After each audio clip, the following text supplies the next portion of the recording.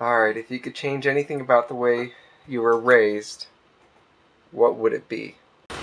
Anything the way I was raised.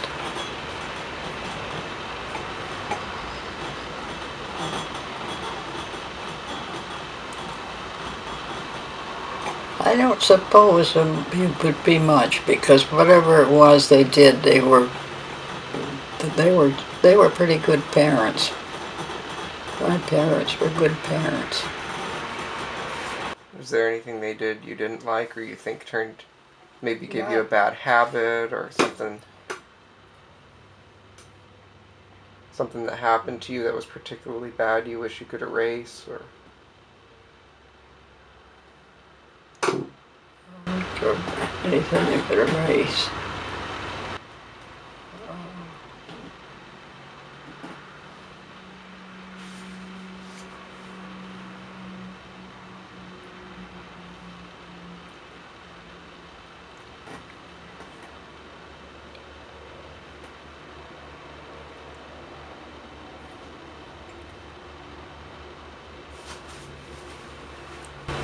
Well, I can't really remember. And now this is the way I was raised, therefore Yes. It happened before I was 20, right? Yeah. It happened before I was 20.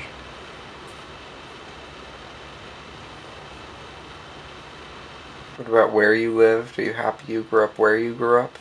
Yeah. You happy for your sisters? You're happy they didn't do anything that you think...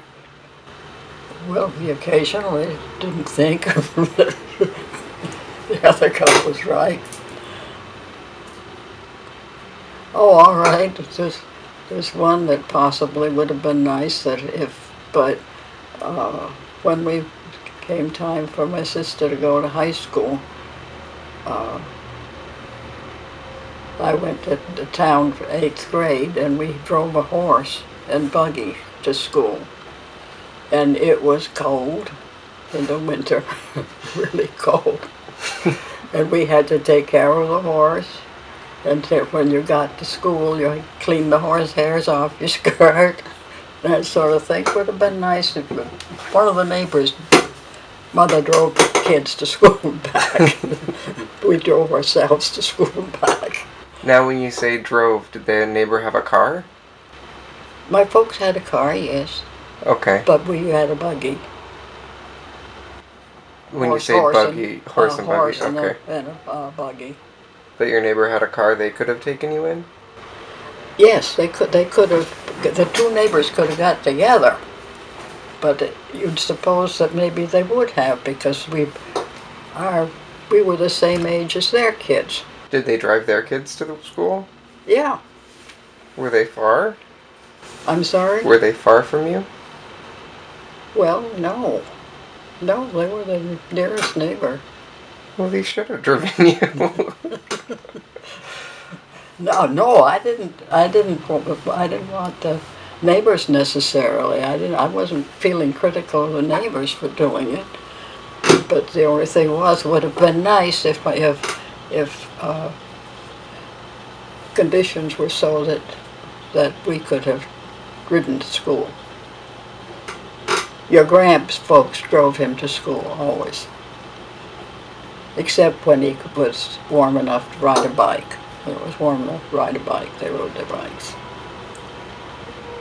But all right.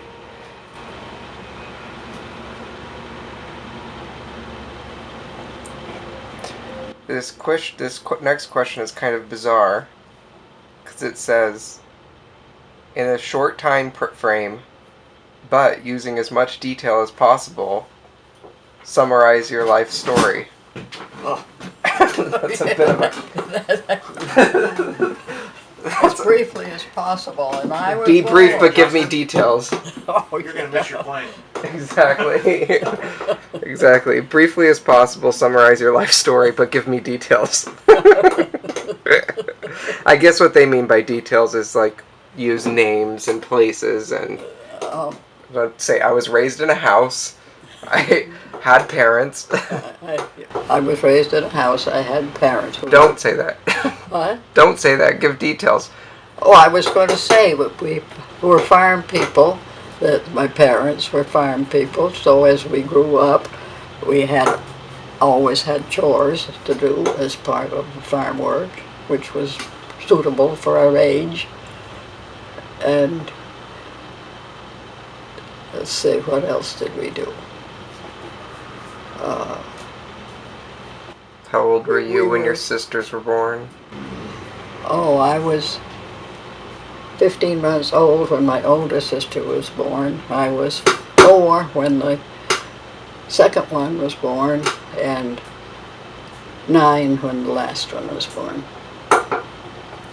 And I took care of baby quite a lot when the last one was born because I liked to do it.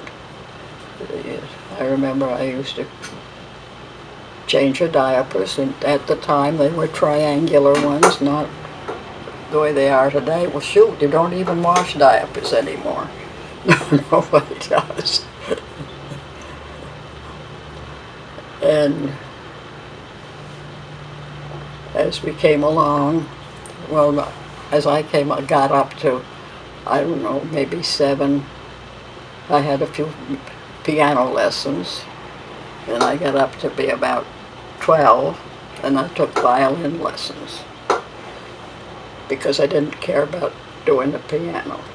I liked the violin better. And after 3 years of violin lessons, I could stand the noise that I made myself. Before that, I don't see how my mother lived with it.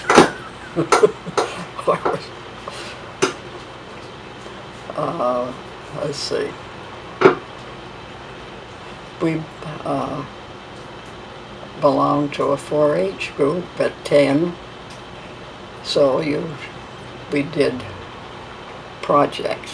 Had a garden that was your own, you had to tend to, and then we had sewing classes and quite a few things that we learned outside of the school system from the 4-H group. Parliamentary procedure, we did quite a few things that people don't even realize they do. You may never have even heard of it yourself, I don't know. But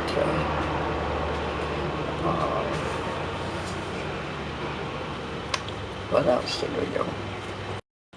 So you did violin and you had 4-H. Yeah. We went to church, you know. Life story, your whole life. Not just when you were a kid. What happened next? So what about your teenage years? Teenage years, that's when, let's see, we did school. And I played on the basketball team.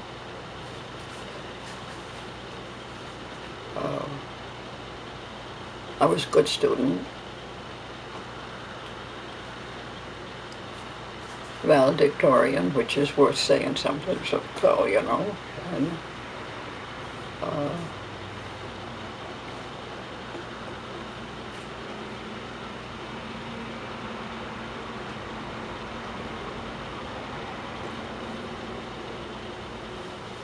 Who did you meet?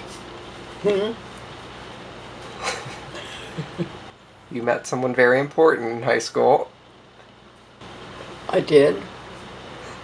I met the guy that I finally married when I went to town to school in 8th grade. Yes, he was had moved there from Oklahoma. And he was just another kid. And he was just another kid who went to school and didn't do too well in English. Boy, he was a whiz at math. That sort of thing. But and we didn't start going together till junior year, so at any rate, that was important. And I met my best friend when I was a junior. She moved from, her father was a missionary as a young man, and he was a minister in the Congregational Church. I'll tell you what, I'm going to come back to this question because I want to ask you, I want this I want to ask you all the important things, and it's probably going to take me an hour to get through this question once I start asking. Alright, so I'm going to skip on to...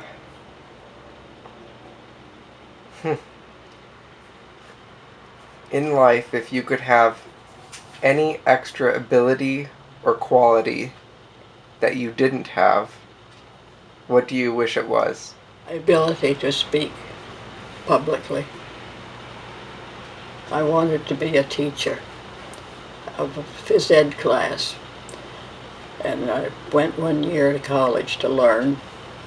That's as far as I got. But I had a speech defect, which is probably still there, and I just don't know it. I don't know, but You had a speech defect? Yeah. What was that? Yeah, I had to I can't remember how many days a week the last half year I was over at Poultney. I was down there standing in a, because I wanted to be a phys ed teacher, not just a teacher, a phys ed teacher. And so here I was trying to make my voice heard at the end of this huge room. And they never did give me a yes, you're doing well thing. You know, it's one of those things. I was never successful. Therefore, I would have been nice if I could have spoken publicly. But, so... Do you think that's what held you back from being a teacher? No. What held me back from being a teacher was, let's see, Alice and I, who was my best friend, we both went to the same junior college, and we decided that rather than to go on with education, we were going to marry eventually. Of course, we can't marry now because this was the end of the Depression. The guys couldn't get a job. But we did marry at the end of 2 years, I think. But at any rate, we didn't go on to school, either one of us. I'm sorry, I don't understand why. Why didn't you go on? Because the choice was either go to college and continue teaching or get married. Oh. Yes, but we couldn't marry because you had to have money. So I stayed at home and did my mother's hired girl job. Mother always had a hired girl. And so I stayed at home, and Alice and I used to go down in the afternoon and play basketball in the Opera House there. Which is where the high school kids played basketball. Okay. Alright, so I guess it's supposed to get a little more deep now, the questions. If a crystal ball could tell you the truth about yourself, your life, the future, the past, what things would you want to know that you didn't know the answer to? Or what would you want to know going forward that you don't know the answer to?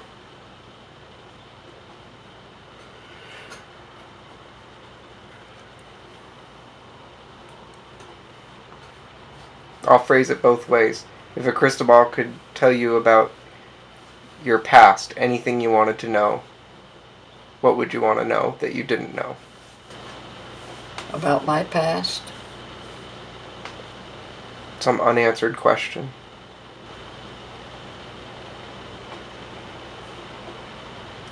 Apparently I didn't do enough dreaming, or something or other.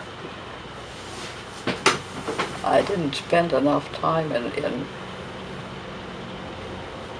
imagining things. Had to be. Why? Because you're saying you didn't have any questions from your past that you wanted to know the answer to? Well, I can't imagine. Why would you waste time on that? Why would you do that? Well, you know, some people. Gosh, what things about my past? So, Lao Tzu says that the person who is depressed is living in the past. The person who is anxious is living in the future. The person who is living in the present is at peace. But there's questions you have about your past, things you want to know, like somebody did something weird or something that hurt you, and you wish you could be in their head and know why did they do that, or what happened. Or maybe somebody you loved disappeared, and you never found out what happened to them. There's certainly questions you have about your past that you wonder. You may not spend a lot of time wondering, but they're things you'd want to know. Like why? Things I'd like to have done differently, but Aren't there things you'd like to know the answer to, like what happened to so and so?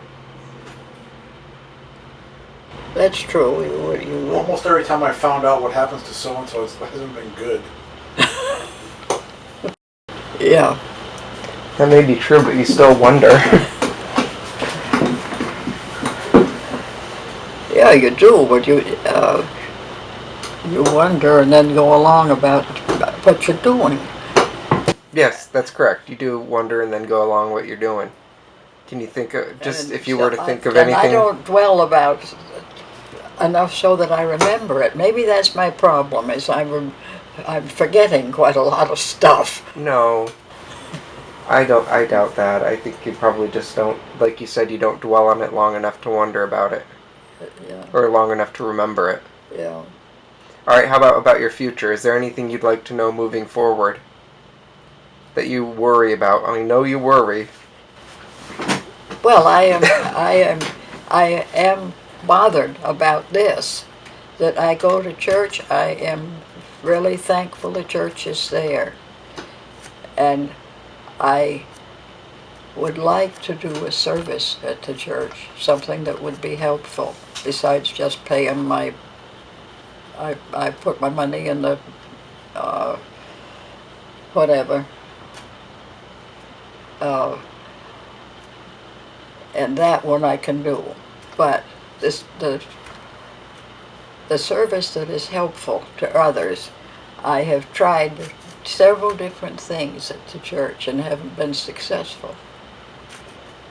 Something has happened to each time that I've done something. Like what? And that one, I tried to babysit. It's upstairs, and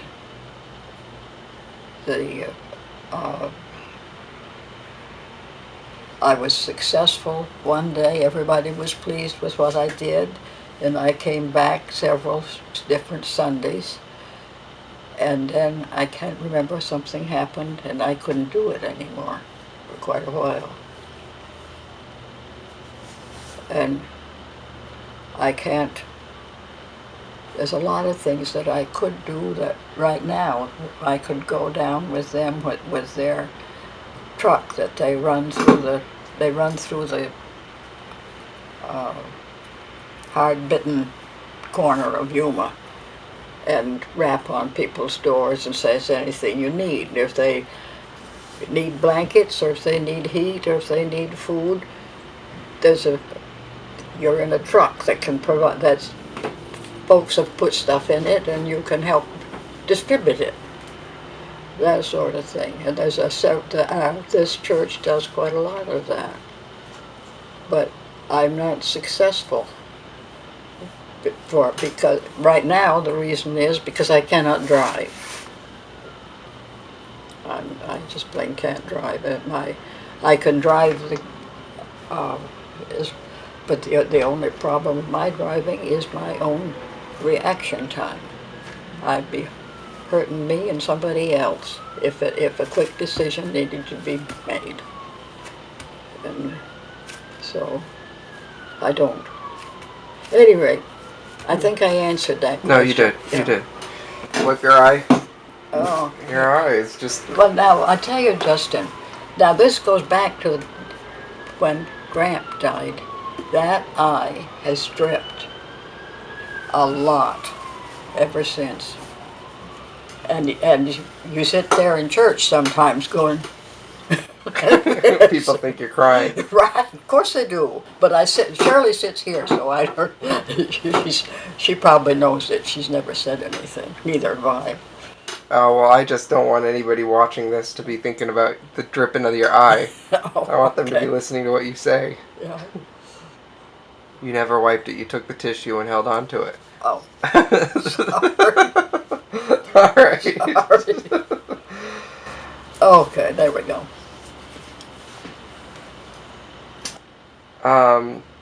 This is kind of the same sort of question. I feel like you're not gonna... It's okay, we won't dwell on these. Is there something in your life you wish you had done that you didn't do?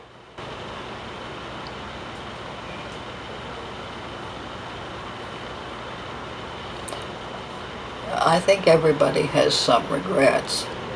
I think if I had gone on to school, which would been an entirely different life than it turned out, I might have enjoyed that life.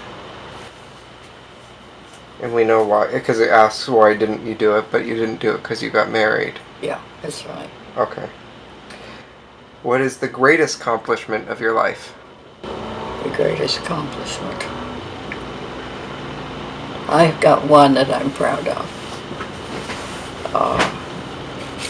During World War II, I went down to the Red Cross and learned to be a nurse's practitioner or that wasn't the word, nurse's aide. And I worked after I finished, I worked at the VA. And I gave baths and brought lunch and helped anybody do anything that they couldn't do themselves, and write letters and listen to their stories and that sort of thing. And we had a guy that had a shot right through his face here, and it disfigured his face. Of course, he was being repaired, but he could talk. He could talk, and he had a baby. His wife had a baby, and he had not seen the baby, and he complained to me a lot. I've never seen my little girl. I've never seen my little girl. I said something to the nurse about it. She said, he has seen the little girl. They've been here several times. And so I did a little thinking about it, and I asked him, where do they live? Where'd your wife live? Well, they lived up on the Canadian border, and probably it was, I don't know, a couple 100 miles north of where we lived. So I talked to the nurse about it again and said, I would like to bring the baby down, wife and child down to visit. Is it all right if I do that? And she said yes, and so I went up and trying to think, Holton, maybe? I can't remember the name of it. Anyway, it was up in Potsdam, up on the Canadian border, and got the wife and the baby and brought her down. And when I got down there, I put him in a hotel, but then they took it and they got their own visiting up just to visit the husband. So they tended to that, and when they were ready to go back home, I carried her back home. And the next time I saw Arthur, he thanked me like you would not believe. I've seen my baby. Over and over he was. And it wasn't long before he came home after that. And so I didn't go to the hospital, I think, for any reason for quite a while. And so I looked for him to see if he was there still, because he was needing help, you know, he had to have help. And he's gone home. And he went home. That I was proud of. It's a good story. Yeah. You never heard from him again? No. You remembered his name? Yes, Arthur Crete. Arthur what? Crete. C-R-E-T-E or? C-R-A-T-E, I think. C-R-A-T-E? Yeah. A-R-T-H-U-R?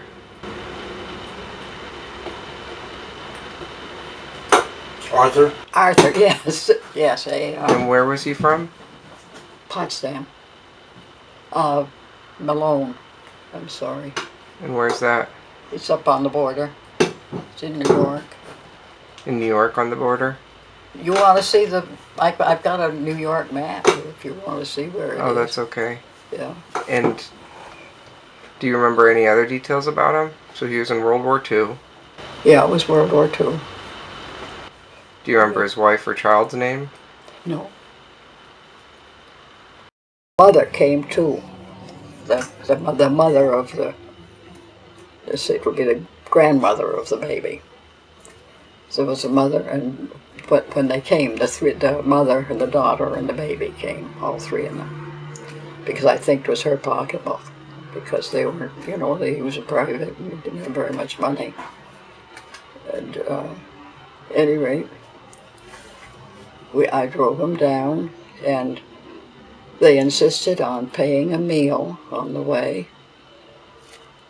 And I dropped them off at the hotel, and they took care of that themselves. So they let me know when it was time to pick them up, and I carried them back. Up to Potsdam? I'm sorry? Where was it again? The name of the place where you took them? Malone. Malone, New York. Yeah. How old do you think he was? 22 maybe. Was he your age at the time? Probably. So born around your year, you think? I didn't quite hear. Around 1920, yeah. He was born around 1920? Oh, yes. Uh-huh. Okay. I mean, it's not a hard name to remember. It'd be interesting to... Or not a hard name to look up. And that's not a big town. It'd be interesting to see if you could ever find any relatives or anything. Right. Because that little girl is probably 70 years old. That little baby that you... Oh, yeah, I'm sure. Yes. Sure, the baby was... let's see, let me think. David was born, but Carl wasn't. It'd be really neat to get in touch with the kid that Grandma carted down from Canada. What was it for? Why? Tell him why you did it. Why did you go get them? Why did I? Yeah, tell him the story again. Okay, he had been shot actually through his face and in the here and brain, and he had trouble with using his hand, and you know he was injured. He was really injured. Yes, and he didn't. The thing of it was he didn't remember. I realized what I had done later. When my friend Alice died with a brain tumor, and when she had it, they removed it once, and as much as they could get, and she couldn't remember beings there for quite a long time, and then I think I must have done something to this because suddenly